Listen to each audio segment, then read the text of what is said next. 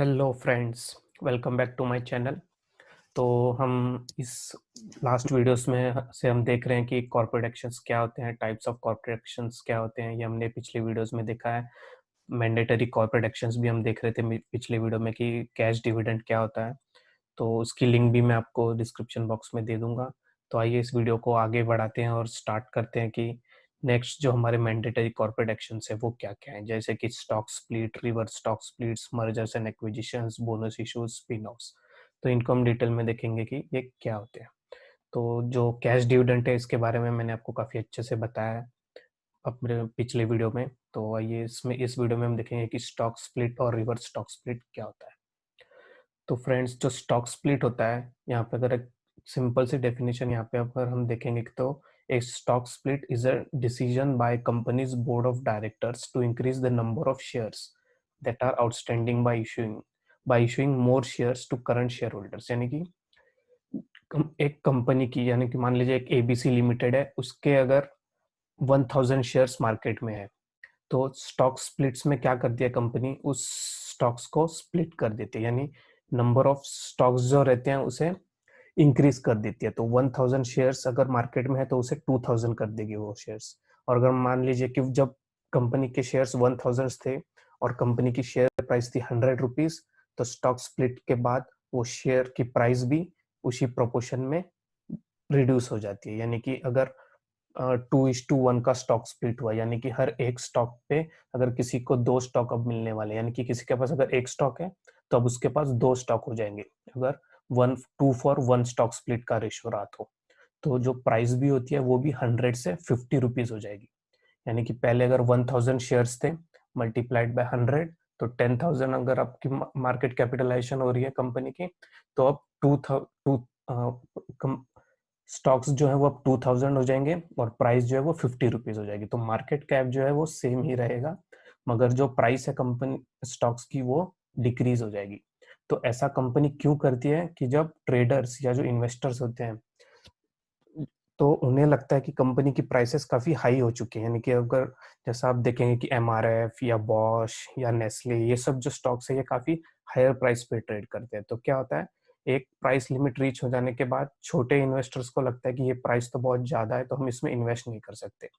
तो ऐसे छोटे इन्वेस्टर्स को अभी फेथ कंपनी में बनाए रखने के लिए कंपनी स्टॉक स्प्लिट जैसे कॉर्पोरेट एक्शंस को इनिशिएट कर सकती है और अपनी स्टॉक्स प्राइस को डिक्रीज कर देती है, ताकि छोटे जो रिटेलर्स इन्वेस्टर्स होते हैं वो उसमें दोबारा से एंटर कर सके। या अगर जिन इन्वेस्टर्स या ट्रेडर्स को लगता है कि स्टॉक्स बहुत ही हाई प्राइस पे है तो उन्हें वो चीप लगने लग जाए, तो इसीलिए कंपनी ये स्टॉक स्प्लिट करती है।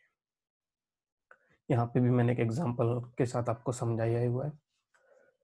तो उसके बाद जो है वो है रिवर्स स्टॉक स्प्लिट। तो रिवर्स स्टॉक एक बिल्कुल रिवर्स है स्टॉक स्प्लिट में। यानी स्टॉक स्प्लिट में जो होता है सेम उसका रिवर्स रिवर्स स्टॉक स्प्लिट में होता है। यानी कि स्टॉक स्प्लिट में कंपनी के शेयर्स इंक्रीज हो जाते हैं और प्राइस डिक्रीज हो जाती है। और रिवर्स स्टॉक स्प्लिट में क्या होता है कि कंपनी के शेयर्स डिक्रीज हो जाते हैं और प्राइस इंक्रीज हो जाती है।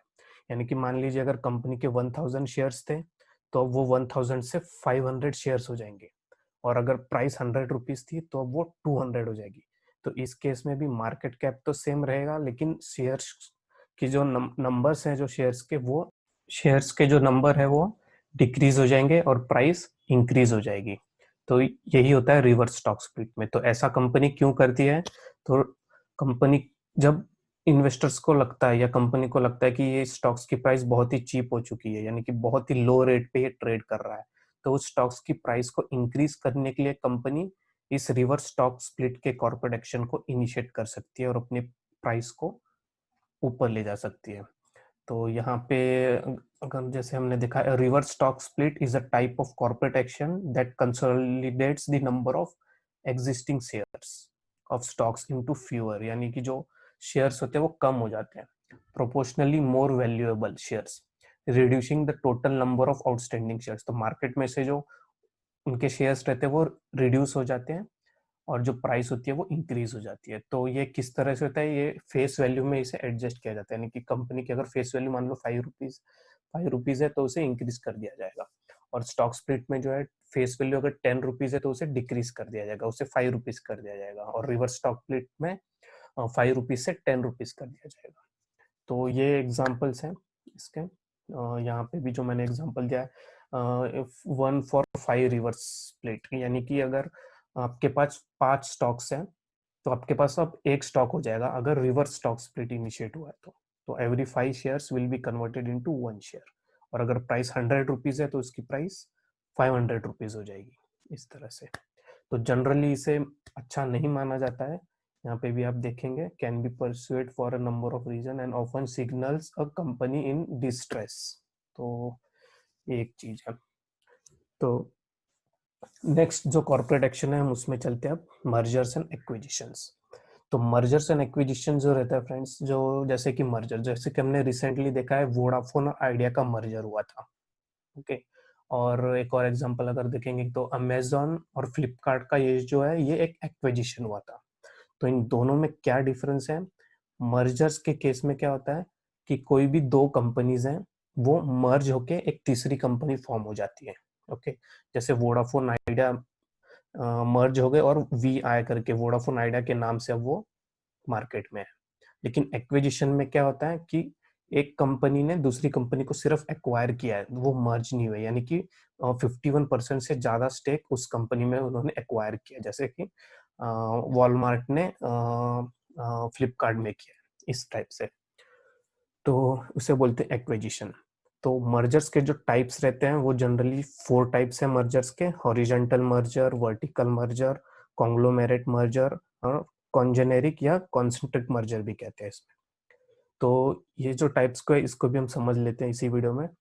तो हॉरिजॉन्टल मर्जर क्या होता है कि अगर सेम लाइन ऑफ बिजनेस की दो कंपनीज या दो से ज्यादा कंपनीज अगर एक साथ आके मर्ज हो जाती है, जैसे कि वोडाफोन आइडिया का हुआ कि दोनों का बिजनेस जो है वो सेम है, इंडस्ट्री सेम है टेलीकॉम, तो वो दोनों मर्ज हो गया, तो इसे हॉरिजॉन्टल मर्जर कहते हैं।